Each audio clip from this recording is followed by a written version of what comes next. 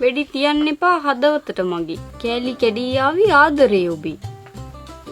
සෙනෙහසින් ආදර දිමුතු වෙතින්. මොකද්ද බම් මේ? කරුණාපාල දුන්නේ දෙන්න කියලා.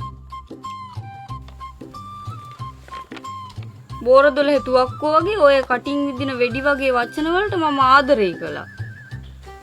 කුණු බක්කියකට විසි කරන්නා වගේ ඔයා මගේ ගැන හිතුවත් මගේ ආදරේ එක තැනක වැඩි දසාත විසිරුණු න්‍යෂ්ටි කවියක්. ඔව්. මම ආදරේ. ඔයත් ආදරේ නම් අද හවස 4ට කුඹුක්කෝවිට ළඟට එන්න. මේ හාච්චිය බාර ගන්න. උම්මා. මොන මගුලක්ද බම් මේ? දිමුතුනේ උඹට ආදර ලියුම.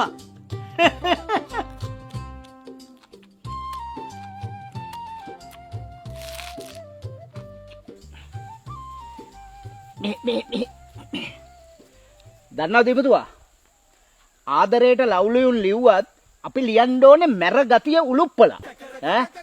අපි කවුද? අපි ඇවිල්ලා මැරයෝ. අන්න ඒකයි මල් ලියුමේ මුලින්ම ලිව්වේ වෙඩි තියන්න එපා හදවතට මගේ කෑලි කැඩී ආවේ ආදරේ ඔබේ කියලා. කොහමද ඒකේ තියෙන ආදරණීය මැර ගතිය?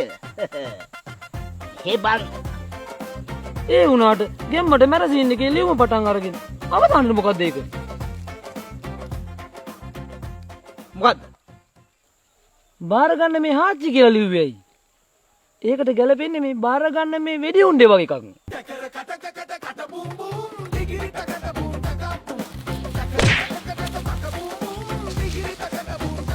අයියෝ ඔක කලින් නොකිව්වේ. දැන් කිව්වේ. අපරාධනේ බං. මේක බරු කෑල්ල නේද බං? දාන්න තිබ්බනේ බං. ෂිට්. ආපහු මේ ලියුම ගිරලා ලියලා යමුද ආපහු? මේ පොඩි බෝම්බයක් නැද්ද බං මූට ගහලා දාන්න?